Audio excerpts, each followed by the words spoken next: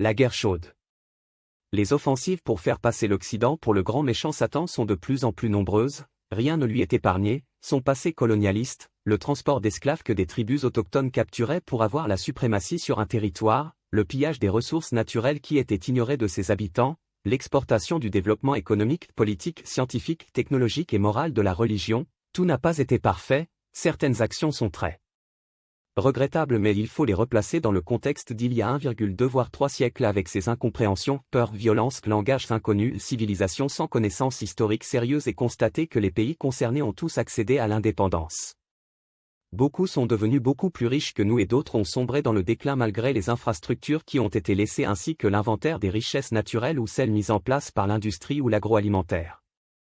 Le Japon dans les années 70-80e, la Chine aujourd'hui en copiant au départ nos technologies ont fait un bond en avant considérable, de nombreux pays émergents, Afrique Sud, Inde, Corée, Brésil, ont profité de la mondialisation pour améliorer grandement leur situation.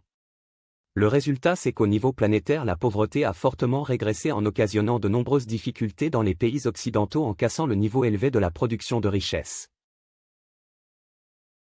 La Russie, la Chine, l'Inde, le Brésil, la Corée, l'Iran et bien d'autres pays sous couvert de la lutte contre le mal personnalisé d'après eux par l'Occident voudraient imposer un autre monde.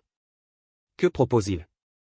Essentiellement dominer le monde, accaparer les richesses naturelles d'Afrique et de partout où elles se situent, l'Arctique, l'Antarctique, régler les conflits par la guerre, la violence illimitée, les rapports de force en investissant massivement les richesses produites par un peuple qui n'en voit pas la couleur dans l'armement, s'affranchir des règles écologiques, du droit international, assouplir les règles morales du commerce international parce qu'il n'y a pas de petit profit.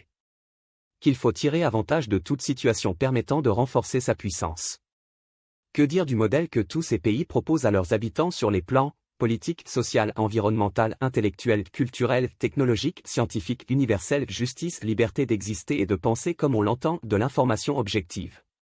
Plus que jamais, c'est l'écoute, la compréhension, le dialogue, l'échange, la recherche de solutions pour des problèmes bien identifiés, la diplomatie, la coopération planétaire, la libération des esprits englués dans le passé étriqué alors que l'avenir est un champ beaucoup plus vaste de possibilités gagnantes pour tout le monde.